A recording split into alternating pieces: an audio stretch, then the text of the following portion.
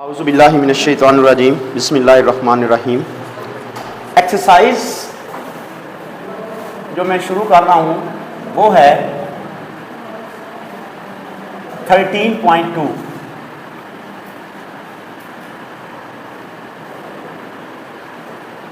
और 13.2 में मैं आपको अभी जो सवाल पढ़ाने लगा हूँ वो सवाल शुरू कर रहा हूँ। सवाल नंबर 3, क्वेश्चन नंबर 3। जो कल हमारा लेक्चर था 13.1 का, ये उसी के ऊपर ये क्वेश्चन बनता है। और क्वेश्चन क्या है, लिखा हुआ इस तरह से 2 tan इनवर्स 2/3 इक्वल्स टू है साइन इनवर्स 12/13। ये एक क्वेश्चन है। इसी तरह इसी टॉपिक से रिलेटेड क्वेश्चन नंबर 4, 3 और 4 इस लेक्चर में हम करेंगे। क्वेश्चन नंबर 3 और क्वेश्चन नंबर 4 ये कल के ही लेक्चर के ऊपर है, जो कल लेक्चर लास्ट हुआ हमारा उसी के ऊपर। उसमें क्या है, लिखा हुआ जी tan इनवर्स 120/119 ये इक्वल्स टू लेकर आना है 2 cos इनवर्स 12/13। तो इन दोनों क्वेश्चंस को हम सॉल्व करेंगे। सॉल्व करने का तरीकेकार क्या है, कल भी हमने यही किया था, ध्यान दीजिएगा जी। tan इनवर्स को हमने सब्स्टिट्यूट किया था, जिसके साथ ये 2 tan, इसको हमने थीटा सब्स्टिट्यूट किया था, तो ये बन जाएगा 2 tan थीटा, सॉरी बल्कि ये 2 theta is equal to sine inverse 12/13। इस साइन को इधर ले आएंगे तो ये बन जाएगा साइन 2 थीटा इक्वल टू 12/13। तो फिर साइन 2 थीटा का हम फार्मूला बना लेंगे। तो देखिए मैं उसको परफॉर्म करने लगा हूं। हम पुट करेंगे, put tan inverse 2/3 is equal to theta. tan inverse यहां से अगर मैं इसको इधर शिफ्ट करता हूं तो यूं बना 2/3 is equal to tan theta. तो tan थीटा की वैल्यू बन गई 2/3 और हमें पता है कि हम tan को x और y की शक्ल में, देखिए अब tan थीटा की कीमत आ गई है। मुझे एक्चुअल में किसकी कीमत बनानी है, sin 2 थीटा की। किसके जी, देखिए भला इसको अगर मैं लिखूं किसके बराबर, थीटा के बराबर, तो ये बनेगा 2 theta is equal to sine inverse. तो इस इनवर्स वाली रकम को इधर ले आऊंगा तो बच्चे क्या बनेगा, साइन 2 थीटा। तो साइन 2 थीटा किसके बराबर है जी, ये फार्मूला हमने पढ़ा हुआ है, इक्वल टू होता है 2 साइन थीटा कॉस थीटा। बच्चे बात समझ आ गई। कीमत किसकी है, मेरे पास tan थीटा की है, मुझे बनानी किस किस की है, साइन और कॉस की। अगर ये कीमतें हम बना लेते हैं तो उससे क्या हो जाएगा, हम यहां कीमत दर्ज करेंगे और ये रिजल्ट प्रूव हो जाएगा। देखिए किस तरह, tan की कीमत दी हुई है जी, हम लिखते हैं सिंस tan थीटा बराबर होता है y/x, पता है ना इस चीज का। इसका मतलब क्या हुआ, दिस इंप्लाइज x की जगह पर बना 3 और y की जगह पर बच्चे क्या बना 2, x और y। यहां से r की 2, ये फॉर्मूला है x² प्लस y², तो r² इक्वल टू हो जाएगा, ये बना 9 प्लस 4, तो r² बना 13, तो r की कीमत क्या बन गई, √। ये बात समझ आ गई।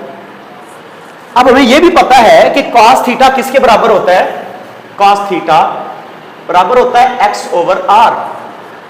x की वैल्यू भी हमने क्या कही है, 3/√13, और sin थीटा इक्वल टू होता है y/r, और y की वैल्यू है 2/√13। साइन भी आ गया और cos भी आ गया। अब साइन और cos की ये कीमत यहां पर लगाते हैं, हम लिखेंगे सिंस, क्योंकि साइन 2 थीटा ये बराबर होता है 2 sine theta multiplied by cos theta. यहां से अगर मैं इस साइन को इधर शिफ्ट करूं तो भाई ये बनेगा 2 theta is equal to sine inverse 2 sine theta cos of theta जी, ठीक है। अब यहां पर अब थीटा की कीमत लगा दें तो ये बना 2 और थीटा की जगह पर आ जाएगा tan inverse y by x, sorry y की वैल्यू लगा देते हैं 2/3 is equal to sine inverse, बच्चे 2 तो एज इट इज, साइन की वैल्यू आपने फाइंड आउट की है 2/√3 और कॉस की वैल्यू 3/√13, ये वैल्यू हमने सब्स्टिट्यूट की है। अब जब इसको सॉल्व करते हैं 2 and 2 4, 4 3 टाइम क्या हो जाएगा 12, ये √13 और ये √13 मिलके कितना हो जाएगा √13 का स्क्वायर, और वो किसके इक्वल आ जाएगा 2 tan inverse 2/3 is equal to sine inverse 12/13। That was required result जो मैं वहां पर जनरेट करना था। बात समझ आ गई है जी। नेक्स्ट साथ ही हम इसी लेक्चर के अंदर इस क्वेश्चन नंबर 4 को भी सॉल्व करेंगे, ठीक है। तो आप उसको देख लें कि हम किस तरीके से सॉल्व करते हैं और उसका मेथड साथ साथ लगाएंगे। मैं इसे रिमूव कर दूं क्या, रेडी आपके पास उधर रिकॉर्ड में आ जाएगा।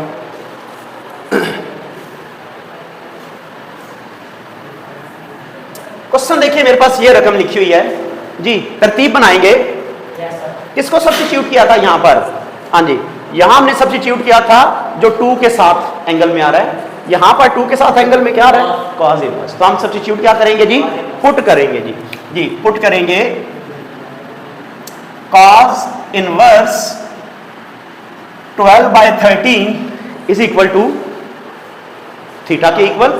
यहां से इस cos इनवर्स को इधर शिफ्ट करते हैं तो ये बना 12/13 is equal to cos theta.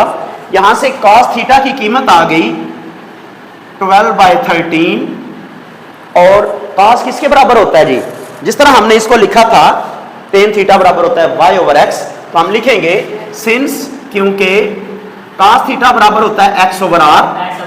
Last lecture में हमने ये लिखा था कि ये x/r के इक्वल। इसका मतलब क्या हुआ, दिस इंप्लाइज दैट x बच्चे किसके इक्वल हो गया 12 के, r किसके बराबर हो गया जी 13 के। अभी हमें वैल्यू किसकी चाहिए है tan की, तो tan के लिए हमें क्या चाहिए होता है जी y/x।